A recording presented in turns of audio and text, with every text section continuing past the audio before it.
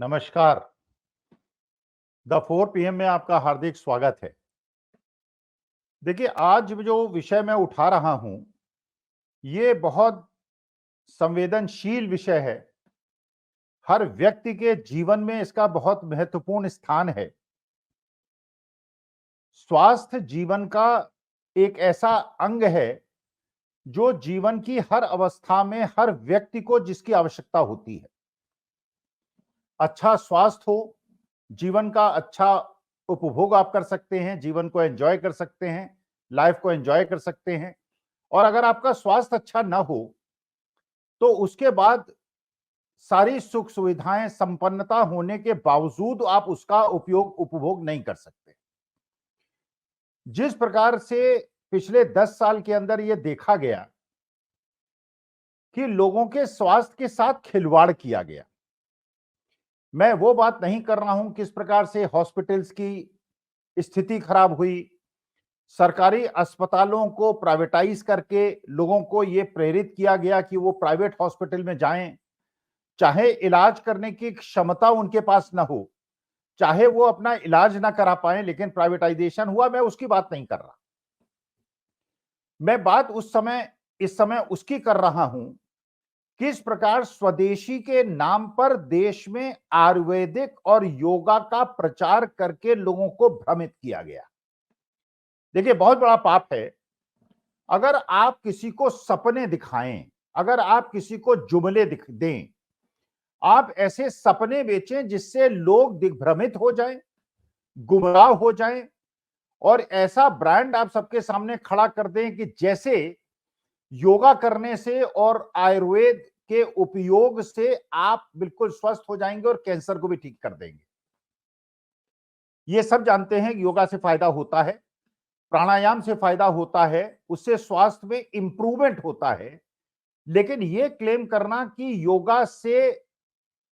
Cancer ठीक हो सकता है, कोविड ठीक हो सकता है और गंभीर से गंभीर बीमारियां ठीक हो सकती हैं, यह गले से उतरने की बात नहीं थी। लेकिन एक प्रकार का यह देश की जनता की मनोभावना के साथ बहुत बड़ा अनाचार और अत्याचार था कि भारत की भोली भाली जनता को यह सपना दिखाया गया कि आपको, और ये केवल एक वैद्य ने नहीं किया, एक दवा वाले ने नहीं किया, बहुत सारे लोगों ने आयुर्वेदिक दवाओं के नाम पर जनता को पता नहीं क्या खिलाया, जनता के लाभ उससे स्वास्थ्य का हुआ या नहीं हुआ, लेकिन उससे जनता दिग्भ्रमित हुई और उसका स्वास्थ्य डेटोरिएट हुआ। तो इसीलिए मैं जनता से यह निवेदन करना चाहता हूं कि आप किसी भी प्रचार के माध्यम से अगर कोई आपको यह आश्वासन देता है कि अगर आप ये जड़ी बूटी खा लेंगे या ये करेंगे और उससे आपका कैंसर ठीक हो जाएगा, कोई बड़ी बीमारी ठीक हो जाएगी, तो कृपा करके जो व्हाट्सएप ग्रुप में और इस प्रकार के यूट्यूब चैनल्स में चीजें आपको बताई जाती हैं, उसमें बहुत ज्यादा विश्वास करने की आवश्यकता नहीं है। उसको योग्य चिकित्सक से उसकी पुष्टि कराना आपके स्वास्थ्य के लिए बहुत ज्यादा आवश्यक है, क्योंकि मैंने बहुत ज्यादा केसेस देखे हैं जिसमें लोगों को हाइपरटेंशन की बीमारी थी। हाइपरटेंशन की बीमारी में वो एलोपैथिक दवा लेते थे और ये एलोपैथिक डॉक्टर्स कहते हैं कि अगर ब्लड प्रेशर की दवा कोई लंबे समय तक ले रहा है और अचानक उसको लेना छोड़ देगा, तो उसको कई प्रकार की गंभीर बीमारियां घेर सकती हैं और उसको पक्षाघात भी हो सकता है और उसको हृदयाघात भी हो सकता है। लेकिन अगर किसी को सपना दिखाया जाए कि ये आयुर्वेदिक दवा लीजिए, इस प्रकार का चूर्ण लीजिए जिससे कि आपका ब्लड प्रेशर नॉर्मल हो जाएगा, तो उससे अगर जनता गुमराह होती है और उसके बाद उसके स्वास्थ्य पे कोई प्रतिकूल प्रभाव पड़ता है, तो इसकी जिम्मेदारी आखिर किसकी है? आपने देखा कोविड पीरियड में क्या हुआ। पतंजलि वालों ने, बाबा रामदेव ने पूरे देश में यह प्रचार किया, पूरे विश्व में प्रचार किया कि उन्होंने कोविड का इलाज ढूंढ लिया है। और अगर उनका जो चूर्ण उन्होंने बनाया था, 3 बोतलें थी, मेरे को भी मेरे पुत्र ने भेज दी थी वो 3 बोतलें, कि उसमें से अगर आप चूर्ण खाएंगे तो उससे आप जो है आपको कोविड नहीं होगा, और अगर कोविड होगा भी तो आपको कोई असर नहीं होगा। बेटे ने भेजी थी, मैंने भी कुछ दिन खाई, बहुत लोगों ने खाई, और बल्कि यहां तक कि जब उसका प्रचार प्रसार किया गया और ये कहा गया कि कोविड का इलाज ढूंढ लिया गया है और पतंजलि ने ये जो बनाया है इससे कोविड नहीं होगा, या होगा तो असर नहीं करेगा, करोड़ों लोगों ने खरीद लिया, बहुत सारा पैसा कमाया गया। उसके अंदर क्या था क्या नहीं था, बल्कि वो कौन से सर्टिफिकेशन दिखाए, और यहां तक कि पतंजलि वालों ने एलोपैथिक डॉक्टर्स के खिलाफ भी टिप्पणियां दे मारी, कमेंट्स कर दिए। तो जो एलोपैथिक डॉक्टर्स का अपना एसोसिएशन है वो उन्होंने उसका रिप्रेजेंटेशन किया, और उसके बाद ये कहा कि जनता जो भोली भाली जनता है, जो लोगों की बातों पे विश्वास कर लेता है और बाबाओं पे तो बहुत ही ज्यादा विश्वास कर लेता है, तो उसके बाद अगर इस प्रकार से गुमराह होकर वो अपने स्वास्थ्य को खराब करता है तो ये एक प्रकार का राष्ट्रद्रोह माना जाना चाहिए। क्योंकि स्वास्थ्य, अगर हमारे देश के लोगों का स्वास्थ्य खराब होता है, गुमराह होकर और दुष्प्रचार की वजह से होता है, उनको सपने दिखाए जाते हैं कि आप कैंसर ठीक हो जाएगा और आपका लकवा ठीक हो जाएगा और आपका डायबिटीज ठीक हो जाएगा, आपका हाइपरटेंशन ठीक हो जाएगा। तो इस विषय में जो केस चल रहा था बाबा रामदेव पर, एक साल पहले एक प्रेस कॉन्फ्रेंस में किसी ने बाबा जी से पूछा था कि कुछ प्रश्न उन्होंने पूछा, तो बाबा जी ने कहा कि मेरी पूंछ फाड़ लेगा क्या,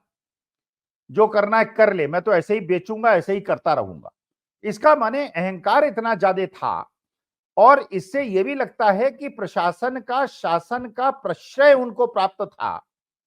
जिसकी वजह से जो वो कर रहे थे, जो दुष्प्रचार कर रहे थे, और जब वो कर रहे थे अपने कोविड की दवा का प्रचार, उस समय वहां पे डॉक्टर हर्षवर्धन भी उनके बगल में खड़े थे, दूसरे मंत्री भी खड़े थे, कई मंत्री खड़े थे, मैंने उनका नाम इस समय याद नहीं आ रहा, लेकिन 2-3 लोग खड़े थे जो बड़े प्रतिष्ठित थे। इसका माने सरकार का भी उनको समर्थन था,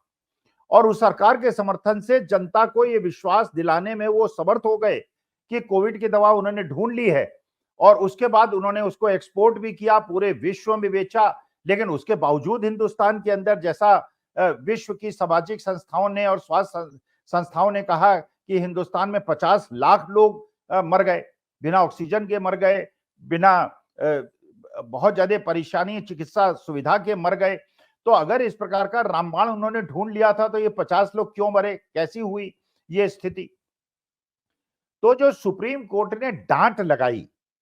उन्होंने कहा, माननीय सुप्रीम कोर्ट ने कहा कि ये जो दुष्प्रचार है, ये जो एक प्रकार के जुमले दिए जाते हैं और लोगों को भ्रामक प्रचार के माध्यम से गुमराह किया जाता है, ये जो है बिल्कुल दंडनीय अपराध है। और जब बाबा रामदेव ने कहा, कोर्ट में हाथ जोड़ के कहा कि मुझे क्षमा कर दीजिए और मैं इस प्रकार का अब आगे से नहीं करूंगा, तो माननीय सुप्रीम कोर्ट ने इसको मानने से इनकार किया और कहा कि नहीं, आप पे ये जो दुष्प्रचार करने का आरोप है इस पे बिल्कुल कार्रवाई होगी और माफी मांगने से काम नहीं चलेगा। इसका मतलब यह है कि सर्वोच्च न्यायालय ने, जो हमारे देशवासी हैं, जो कि भोले भाले हैं, जो लोगों की बातों में आ जाते हैं, उनके स्वास्थ्य का ध्यान रखते हुए यह निर्णय लिया कि अगर बाबा रामदेव सरकारी संरक्षण की वजह से ऐसी दवाइयां बेच रहे हैं जिनका सर्टिफिकेशन नहीं है, जिनकी गुणवत्ता के बारे में बहुत ज्यादा नहीं है, और जिसके प्रचार प्रसार से लोग गुमराह हो रहे हैं, उस दवा को ले रहे हैं, अपने स्वास्थ्य को खराब कर रहे हैं, तो उसमें दंड देना और उसमें कार्रवाई करना बहुत ज्यादा आवश्यक है। पहली चीज तो ये हुई। दूसरी चीज जो पहले भी हम लोग बात कर चुके हैं, ये देखा गया कि हमने कोविड पीरियड में कहा गया कि वैक्सीन बनाई, और वो वैक्सीन हम लोगों ने सबने लगाई, काफी लोगों ने लगवाई, काफी लोगों ने नहीं लगवाई, मैंने 3 लगवाई। और उसमें यह कहा गया कि ये सरकार बहुत बड़ा एहसान आपके ऊपर कर रही है, 35,000 करोड़ रुपए बिना पैसा लिए हुए वैक्सीन आपको लगाई जा रही है। अच्छा, लोगों ने वैक्सीन लगवाई, 35,000 करोड़ रुपए। अब ये नहीं पता कि उस वैक्सीन में लगा क्या, उसके अंदर क्या तत्व था, उससे कोविड हुआ, क्योंकि मैंने देखा बहुत सारे लोगों को वैक्सीन लगी और उनको कोविड हो गया, और बहुत सारे लोगों को वैक्सीन नहीं जिन्होंने ली उनको कोविड नहीं हुआ। अब क्या गुणवत्ता है, क्या क्वालिटेटिव कोरिलेशन है कि ऐसा क्यों हुआ। लेकिन आज तक हिंदुस्तान की स्वतंत्रता के बाद जितने भी हम लोगों को बचपन में ये स्मॉल पॉक्स के, चिकन पॉक्स के, पता नहीं किस किस चीज के वो वैक्सीन लगा करते थे, वो बाह में घुमाते थे, जो लोग वृद्ध हैं और बड़ी उम्र के हैं उन्होंने बचपन में वो लगते हुए देखा होगा, कभी पैसा चार्ज नहीं हुआ। पोलियो की ड्रॉप्स बच्चों को दी जाती हैं, कभी पैसा चार्ज नहीं हुआ। तो पैसा चार्ज नहीं कर रहे हैं बहुत बड़ा एहसान दिखाकर, जबकि 75 साल में तो कभी पैसा चार्ज नहीं हुआ। इस प्रकार का दिखाया गया। और बाद में ये पता चला कि वो जो दवा निर्माता, जो वैक्सीन निर्माता था, उसने चुनावी बॉन्ड में पैसा दिया था।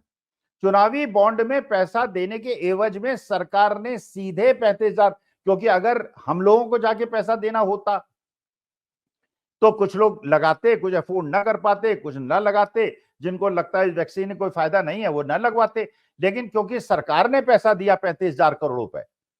तो 35,000 करोड़ तो दवा निर्माता को मिल गया और उसने उसमें खूब भरपूर पैसा कमाया और खूब आनंद लिया। और हमको जो लोगों ने इसके बावजूद जब मुफ्त मिल रहा था, हम लोगों ने तो पैसा दे के वैक्सीन लगवाई, तो हमारे को भी, खैर वो बाद में रियम्बर्स हुई, एक अलग मुद्दा है। लेकिन ये बता के हुआ। अच्छा, तीसरा मुद्दा देखिए आप, जो और ज्यादा महत्वपूर्ण है। कुछ दिनों पहले आपने सुना होगा कि बहुत बड़े बड़े जो मेडिसिन मैन्युफैक्चरर्स हैं, उनकी दवाओं की जांच की गई और उनको सब स्टैंडर्ड पाया गया।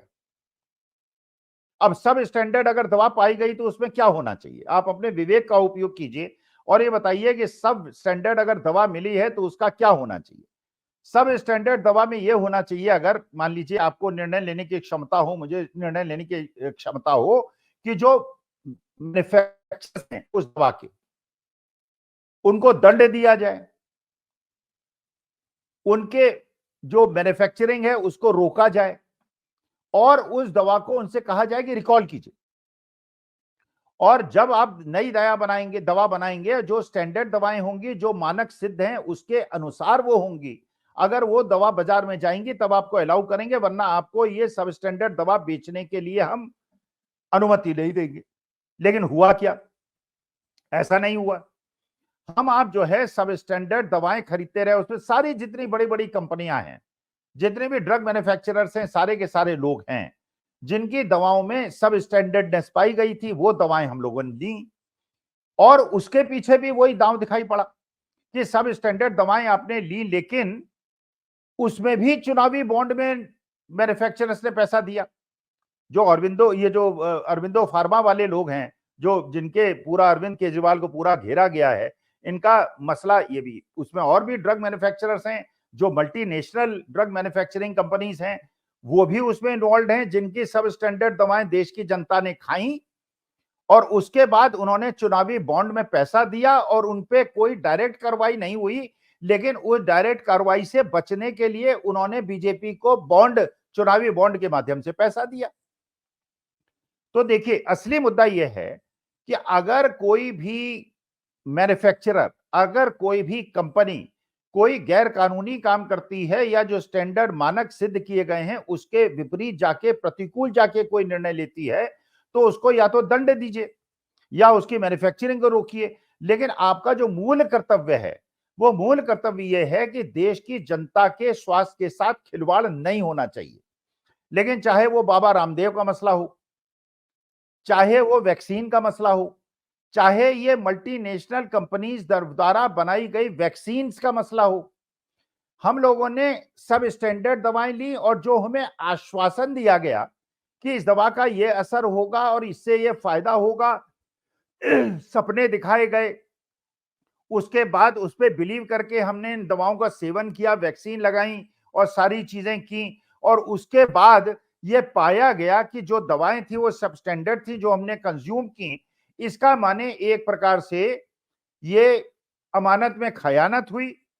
जनता को जो एडवर्टाइजमेंट के माध्यम से, झूठे प्रचार प्रसार माध्यम से दिग्भ्रमित किया गया और उनको अपने जाल में फंसाया गया। सब स्टैंडर्ड दवाएं, वैक्सीन और आयुर्वेदिक दवाओं के नाम पर उनको, भोली भाली जनता को लूटा गया। ये एक प्रकार का एक नेक्सस था जो कि कैपिटलिस्ट मैन्युफैक्चरर्स के बीच में था, सरकार के बीच में था और चुनावी बॉन्ड के बीच में था। देखिए, आयुर्वेदिक दवा अच्छी होती हैं, आयुर्वेदिक दवाओं के का किसी को विरोध नहीं है, एलोपैथिक दवाएं भी अच्छी होती हैं, होम्योपैथिक दवाएं भी अच्छी होती हैं, तो सब दवाएं अच्छी होती हैं, लेकिन सब दवाओं के विरोध में जाकर एक दूसरे के खिलाफ दुष्प्रचार करना, अपनी दवा को बेचने के लिए दूसरी विधा को नीचे दिखाना। आयुर्वेद एलोपैथिक दवाओं वालों ने तो कभी नहीं कहा कि आयुर्वेदिक दवा जो है उनको मत खाइए, वो केवल ये कहते हैं कि जो अगर आपको ब्लड प्रेशर है या अगर आपको शुगर है, तो जो एलोपैथिक दवा आप ले रहे हैं, कृपा करके उनको अचानक लेना बंद मत कर दीजिए। अगर लेना बंद करेंगे तो आपके जान के साथ खिलवाड़ हो सकता है। और अगर आप आयुर्वेदिक दवा लेना भी चाहें तो उसकी गुणवत्ता को चेक कर लें, क्योंकि ये भी बताया गया कि बहुत ज्यादा अविश्वसनीय सूत्रों से अगर आप दवा लेते हैं तो बाद में उसके अंदर संखिया मिलता है और जिससे स्वास्थ्य लिवर के अंदर बहुत ज्यादा प्रॉब्लम आ जाती है। तो कोई मैं विशेषज्ञ नहीं हूं, मुझे कोई मैं चिकित्सा विशेषज्ञ नहीं हूं, लेकिन मुझे ये सब बात नहीं पता। मैं जनता से केवल एक निवेदन करना चाहता हूं, भारत की जनता से ये निवेदन करना चाहता हूं कि किसी भी दुष्प्रचार में न पड़कर ये देशी नुस्खों के नाम पर और स्वदेशी के नाम पर जो चीजें आपको बेची जाती हैं उसको आंख मूंद के विश्वास न करें, उसको परखें, उसके बारे में जानें। और माननीय सुप्रीम कोर्ट ने जिस प्रकार का निर्णय लिया है और बाबा रामदेव को और बालकिशन को जिस प्रकार से उन्होंने कहा है, उनको डांटा है और उनके खिलाफ दंडात्मक कार्रवाई करने की बात की है, बहुत अच्छा है। लेकिन अगर मैं मान लेता हूं थोड़ी देर के लिए बात की योगासन करने से और आयुर्वेदिक दवाएं लेने से आदमी का स्वास्थ्य बिल्कुल ठीक हो जाता है, तो बाबा रामदेव और जो बालकिशन जी हैं, जब इनका स्वास्थ्य खराब होता है तो all India institute of medical science पे क्यों जाते हैं? आपने देखा एक साउथ के भी एक महाराज हैं, साधु हैं, जो लोगों को विशेषज्ञता बांटते रहते हैं, बाबा रामदेव भी बताते रहते हैं और ऐसे भक्तों को भी इकट्ठा कर लेते हैं जो बताते हैं मैंने ये योगा किया तो मेरा ये ठीक हो गया, फलाना ठीक हो गया, ढिकाना ठीक हो गया। तो आप अगर अब एक प्रस्तुतिकरण करते हैं जनता के सामने, अगर ये पता चले कि आपको बुखार हो जाए और उसके बाद आप योगा करके किसी तरह से बुखार को उतार के दिखा दें,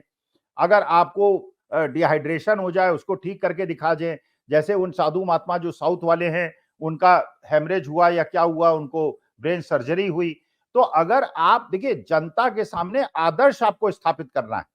लेकिन हम लोगों के विश्वास, मैंने भी बहुत सारी रामदेव जी की दवा खाई, बहुत ज्यादा पैसा खर्च कर लिया, हजारों रुपए खर्च कर दिए। और आज जब मैं ये देखता हूं कि जब बाबा रामदेव की खुद तबीयत खराब होती है, बालकिशन जी की खुद तबीयत खराब होती है, तो all India institute of medical science में चले जाते हैं। इसका माने आपकी दवा बहुत ज्यादा प्रभावी नहीं है। इसके लिए जो ultimately if you have to go to take the help of the modern medical system, तो इसको पैरेलली लेके जनता को हर चीज को परख कर करना चाहिए, क्योंकि जो असली मुद्दा यह है, कोई ऐसा काम जो देश की जनता के स्वास्थ्य के साथ खिलवाड़ करे वो अनुचित है और इस पे आंख मूंदकर विश्वास नहीं किया जाना चाहिए, जिसका संकेत माननीय सुप्रीम कोर्ट ने दे दिया है। तो माननीय सुप्रीम कोर्ट ने आज फिर एक ऐसा निर्णय लिया है जो देश के हित में है, राष्ट्र के हित में है, समाज के हित में है। और ऐसे लोग जो कि देश को गुमराह करने के लिए भ्रामक प्रचार के माध्यम से दुष्प्रचार करते हैं, उनसे बच के रहने की आवश्यकता है। इसलिए जनता भी जागरूक हो। माननीय सुप्रीम कोर्ट के रामदेव जी के डांट के माध्यम से और चुनावी बॉन्ड के एक्सपोजर के माध्यम से हमको पता चला कि हमने जो सब स्टैंडर्ड दवा खाई है उसके पीछे चुनावी बॉन्ड था, चुनावी चंदा था और चंदे का ही धंधा था। नमस्कार, बहुत बहुत धन्यवाद।